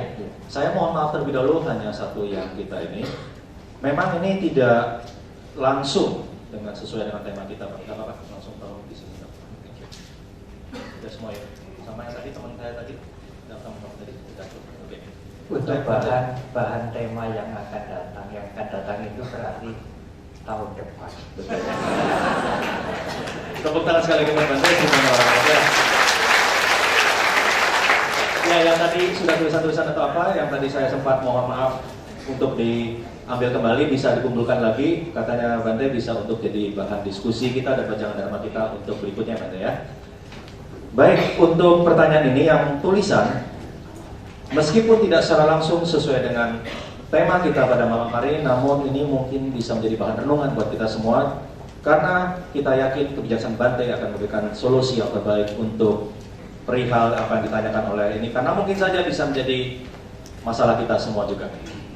Namo Buddhaya Bante, kedua orang tua saya kebetulan selalu tidak rukun dan bertengkar terus. Bapak saya selama ini selalu tidak peduli dengan keluarga, dan belakangan ada pihak ketiga yang selama ini saya rahasiakan demi kebaikan ibu saya. Namun pada akhirnya saya tidak dapat menahan emosi, kemudian memberitahukan kepada ibu saya, sehingga akhirnya keputusan saya menyebabkan mereka akhirnya menjadi berpisah di usia yang sudah senja. Apa yang harus saya lakukan? Mohon petunjuk Bante atas sebuah keputusan yang mungkin menurut saya salah ini untuk memperbaiki keadaan Bante. Monggo Bante, terima kasih. Pertanyaan yang tidak mudah. Tetapi hal-hal seperti ini, kasus-kasus yang nyata dalam kehidupan bermasyarakat. Yang pertama, Anda tidak usah menyesal, karena itu sudah terjadi. Ajaran Guru Agung kita Dhamma sebetulnya tidak mengajarkan kita untuk menyesal. Mengapa? Karena tidak ada gunanya. Mengetahui bahwa perbuatan kita tidak tepat, mengetahui bahwa perbuatan kita itu berakibat yang buruk, iya. Tetapi menyesali, mengingat-ingat berulang-ulang, merasa salah, feel guilty, apa gunanya? Atitan nan wagamea, yang lalu sudah lewat. Kita semua berangkat atau bermula sebelum mengenal Dhamma bukan orang-orang suci. Tadi saya menyinggung Angulimala, pembunuh yang bisa menjadi orang suci. Saudara tentu pernah mendengar nama Milarepa, orang suci yang sering diuraikan dalam kisah-kisah Buddhis Tibet. Sebelum menjadi orang suci, Milarepa itu sangat kejam, mempunyai magic, cara-cara mistik yang bisa dan sampai pernah membunuh orang. Tapi Milarepa kemudian berbalik, berjuang keras untuk dirinya sendiri dan menjadi orang suci. Akibat yang Anda lakukan kepada orang tua Anda dengan memberitahu pada ibu tentang sesuatu menyebabkan keluarga orang tua Anda berpisah. Ya sudah, mau apa lagi? Sekarang berusaha kalau mungkin untuk memberikan pengertian kepada ibu, kepada ayah, bahwa yang lampau sudah lampau, yang akan datang belum terjadi. Apakah kita tidak bisa melakukan yang baik untuk yang akan datang? Sulit banget, tidak mudah, iya. Tetapi bukan berarti tidak bisa dimulai. Apalagi kalau posisi Anda sudah tidak kanak-kanak atau tidak remaja seperti dulu lagi. Seiring dengan bertambahnya usia, dengan pengalaman Anda, dengan keberadaan Anda sekarang, mungkin Anda bisa berbicara yang lain terhadap ibu, terhadap ayah. Banyak keluarga yang salah paham kemudian menjadi mengerti, menjadi bertemu kembali karena jasa anak-anak. Anak-anak bisa berbuat banyak kepada orang tua. Bukan hanya orang tua melakukan sesuatu yang terbaik untuk anaknya, anak-anak juga bisa melakukan yang terbaik untuk orang tua mereka. Di dalam Dhamma disebutkan, andai kata Anda memberikan makan, memberikan makanan, memberikan pakaian, membawa, menggotong, menggendong kedua orang tua Anda kemanapun Anda pergi, mencintai mereka, memandikan mereka. Sang Buddha mengatakan, Jasa orang tua tidak mungkin terbalas. Dan itu bukan cara yang terbaik. Ada cara yang lebih baik dari sekadar memberikan makanan, pakaian, tempat tinggal, dan sebagainya. Berusahalah kalau orang tua itu kikir. Anak-anak mengerti, sulit untuk menolong, sulit untuk berdana. Cobalah anak-anak mencari cara, meskipun sulit. Bagaimana supaya orang tua mulai mengerti memberi. Kalau orang tua sulit menjaga ucapan, sulit menjaga perilaku yang baik, senang melakukan hal-hal yang buruk. Kalau anak-anak bisa melakukan sesuatu, meskipun secara tidak langsung, pelan-pelan, yang penting ada niat dan ada usaha, sehingga perilaku orang tua, kebiasaan buruk orang tua menjadi berkurang. Itu adalah balas budi yang paling baik anak-anak kepada orang tua mereka. Apakah harus ditarik menjadi umat Buddha, Bang? Dibaptis jadi upasaka, upasika? Tidak harus menjadi begitu. Yang penting ada perilaku yang berubah, ada pengetahuan yang berubah. Saya pernah menyaksikan sendiri, mendengarkan cerita-cerita yang nyata, bagaimana anak-anak melakukan sesuatu yang sulit kepada kedua orang tuanya. Dan itu adalah bakti, balas budi yang paling baik anak-anak kepada orang tua mereka. Guru agung kita meskipun sudah meninggalkan rumah tangga, meninggalkan keduniawian, mencapai pencerahan, masih mencari di mana ibu beliau dilahirkan. Karena ibu beliau meninggal, Ibu Siddhartha meninggal pada waktu Siddhartha berusia 7 hari. Guru agung kita melihat ibunya dilahirkan sebagai dewa di surga Tusita. Kalau tidak salah pada tahun ke-7 setelah pencerahan sempurna, Sang Buddha pergi ke surga Tawatingsa, berdiam selama 1 wasa 3 bulan. Dan ibunya yang berada di surga Tusita datang ke surga Tawatingsa mendengarkan Dharma.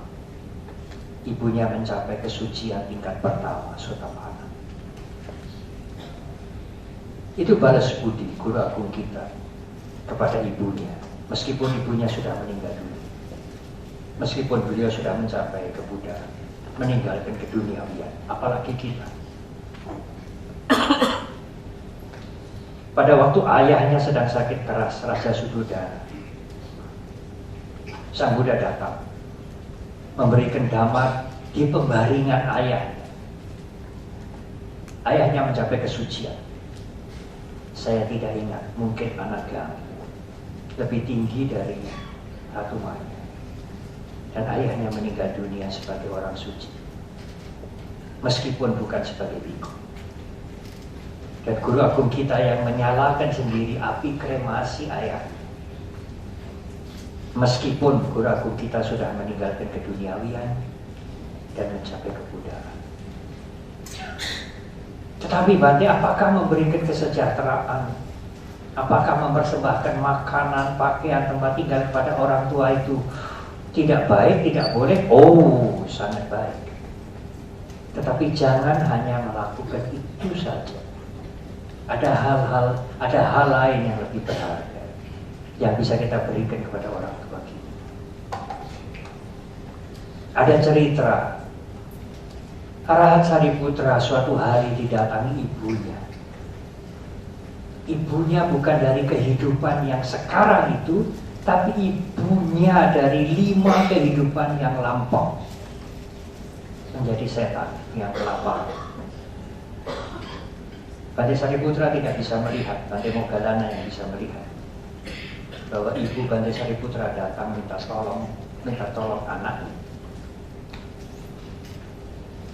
Bante Sariputra kemudian mengumpulkan dana yang beliau terima, karena raja tahu, raja juga memberikan jubah dan lain-lain, tempat seperti kuti, tempat tinggal, makanan.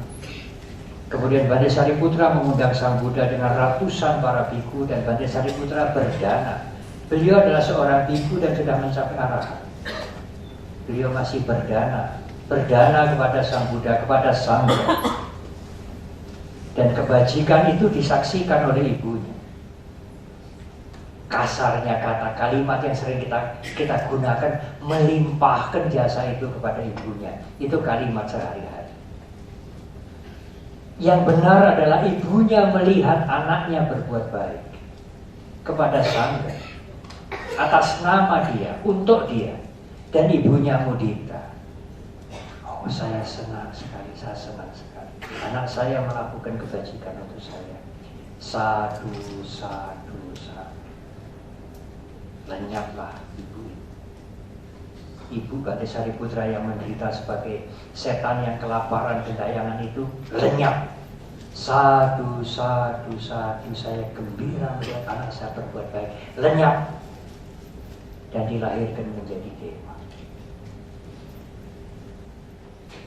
Jadi meskipun yang berdana itu menteri-menteri keuangan, bapak-bapak ikut mudita itu manfaatnya sudah besar sekali ya.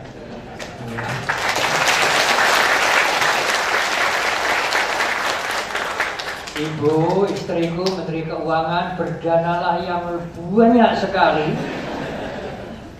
Aku akan ikut mudita. Yang ikut mudita itu akan mendapatkan manfaat. Dan mereka yang dilahirkan di alam-alam yang menyedihkan, terutama yang dilahirkan di alam yang menyedihkan, satu-satunya kesempatan bisa berbuat baik hanya mudita. Bahagia melihat keluarganya berbuat baik, hanya itu. Karena dia berdana sendiri tidak bisa, bermeditasi tidak bisa, mau melakukan kebaikan yang lain yang apalagi tidak bisa. Dia menunggu kalau ada keluarganya, ada hubungan emosi yang dekat, melakukan kebaikan. Apalagi khusus saya melakukan kebaikan khusus atas nama ibu, atas nama ayah, atas nama kakek, nenek, opa, oma. Utamanya yang dilahirkan di alam yang tidak menyenangkan, yang tidak menguntungkan. Utamanya yang dilahirkan di alam yang penuh dengan kesengsaraan. Saya berdana atas nama mereka. Selain saya berdana untuk mengurangi kotoran batin, membersihkan batin saya, semoga dana ini pun bermanfaat untuk keluarga saya yang lahir di alam yang sedang menderita.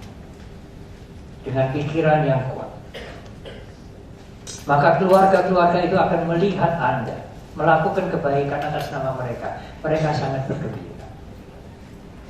Bagaimana Bante kalau yang melakukan itu orang lain? Dia tidak kenal. Kalau yang melakukan itu anaknya, menantunya, cucunya, keluarganya, dia akan lebih berbahagia. Bagaimana kalau anak saudara lulus ujian di Amerika sana? Oh, Bante saya gembira sekali. Bagaimana kalau yang lulus ujian itu anaknya orang lain, anaknya tetangga? Ya Bante saya gembira sedikit. Tetapi kalau anak saya sendiri, meskipun saya tidak bisa ikut wisuda, tidak bisa ikut datang ke Amerika, ke negeri Belanda, saya sangat bahagia. Seperti itulah kebajikan yang kita lakukan untuk keluarga kita yang meninggal. Dan mereka hanya bisa melakukan kebaikan untuk dirinya sendiri dengan mudita. Dan itu sangat bermanfaat bagi mereka. Dengan mudita itu mereka bisa mati, bisa hancur dari alam yang menyedihkan itu, dan dilahirkan di alam yang lebih baik. Bagaimana Bante kalau keluarga kita sudah berbuat baik, kita tujukan, kita arahkan kepada mereka. Bagaimana kalau mereka tidak bisa mudita? Mereka melihat keluarganya, anak-anaknya berbuat baik malah tidak senang. Apa itu? Uang dihambur-hamburkan, diberi-berikan. Kalau dia tidak bisa mudita, dia tidak senang melihat keluarganya berbuat baik, dia tidak bisa mendapatkan manfaat.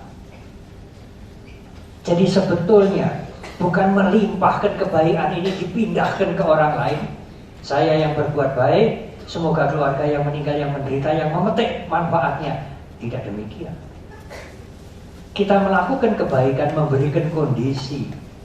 Kalau bahasa yang kasar, memberikan pancingan supaya keluarga kita yang meninggal yang dilahirkan di alam yang menderita, mengetahui. Dan dengan mengetahui mereka mudita. Kalau tidak ada keluarganya yang berbuat baik, dari mana dia bisa mudita? Kalau dia tidak bisa mudita, meskipun keluarganya berbuat baik, dia tidak mendapat manfaat. Dia melakukan kebaikan untuk dirinya sendiri dengan mudita. Karena itu, seburuk-buruk Anda, seburuk-buruk kita misalnya, kalau mengerti dharma, mengerti dhamma sedikit saja, tidak bisa berdana sendiri, tidak bisa melakukan kebaikan yang lebih banyak, tidak senang meditasi dan lain-lain, banyak melakukan kejahatan sehingga meninggal dilahirkan di alam-alam peta, alam-alam setan yang kelaparan, yang kepanasan, yang menderita, tapi masih punya mudita. Melihat keluarganya, melihat temannya berbuat baik, dia senang. Aduh, saya ikut senang. Dia bisa tertolong. Itulah manfaat mengenal dhamma, meskipun sedikit. Masih bisa menolong kalau nanti Anda dilahirkan di alam-alam yang menyedihkan. Karena itu mengertilah dhamma, mengertilah dharma, meskipun sedikit. Karena itu sangat bermanfaat. Itulah manfaatnya hadir di wejangan Dharma Wihara Dhamma Sutta.